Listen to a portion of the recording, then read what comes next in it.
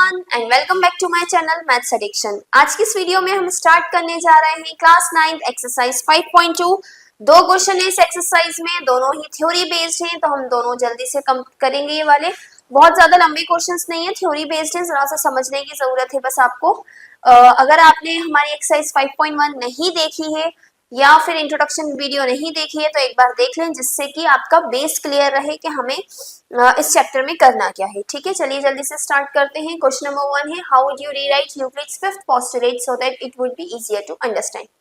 Euclid का fifth postulate आप किस तरह से लिखेंगे कि वो समझने में आसान हो जाए।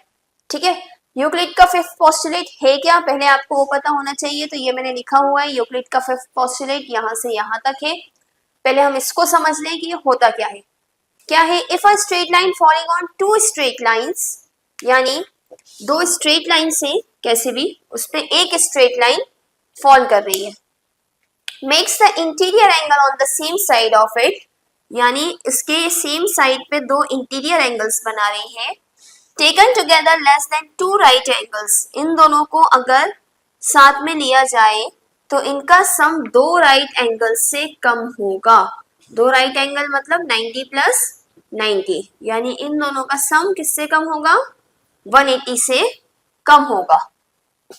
Then the two straight line if produced indefinitely, अब अगर इन दोनों स्ट्रेट लाइंस को indefinitely मतलब अनलिमिटेड बढ़ाया जाए तो ये उस साइड पे जाके मिलेंगी, meet on the side on which the sum of angle is less than the two right angles। तो ये इस तरफ भी बढ़ाया जाए और इस तरफ भी अनलिमिटेड बढ़ाया जाए तो ये किस तरफ मिलेंगी, ये उस तरफ मिलेंगी जहां पे दोनों एंगल्स का सम 180 से कम आ रहा था, यानी इस साइड राइट साइड कम था ना हमारा एंगल, तो राइट साइड पे जाके मिलेंगी। ठीक है, तो ये चीज इतने लंबे सेंटेंस में यूक्लिड ने कही थी, इसको अब आपको शॉर्ट में लिखना है। तो शॉर्ट में देखिए मैंने यहाँ पे लिखा हुआ है, if two lines intersect the third line, two lines intersect the third line in such a way that the sum of interior angle is less than 180 degree। इस तरह से कि sum of interior angle less than 180 degree है। two right angles और ये वाला angles, इतना सब लिखने की जरूरत नहीं है, आप शॉर्ट में लिख सकते हैं। then the two lines will intersect, then दोनों लाइंस किस तरफ जाके मिलेंगी, on this side, जिस साइड पे एंगल 180 से कम था। जो मेन पॉइंट था इसी में से हमने एक्सट्रैक्ट करके अपनी लैंग्वेज में लिख दिया, तो इतना बड़ा पोस्टुलेट हम इसमें शॉर्ट में लिख सकते हैं, यही हमसे करने को कहा गया था, तो ये आपका आंसर है। ठीक है, आप इसको अपने वर्ड्स में और अगर बेटर तरीके से लिख सकते हैं तो आप और अच्छे से लिख लीजिएगा। ठीक है, वैसे इस टाइप का क्वेश्चन एग्जाम में कम ही से आता है, बट कभी कभी आ सकता है, तो पता होना चाहिए। Moving on to question number 2। Question number 2 भी आपका पूरा थ्योरी बेस्ड है।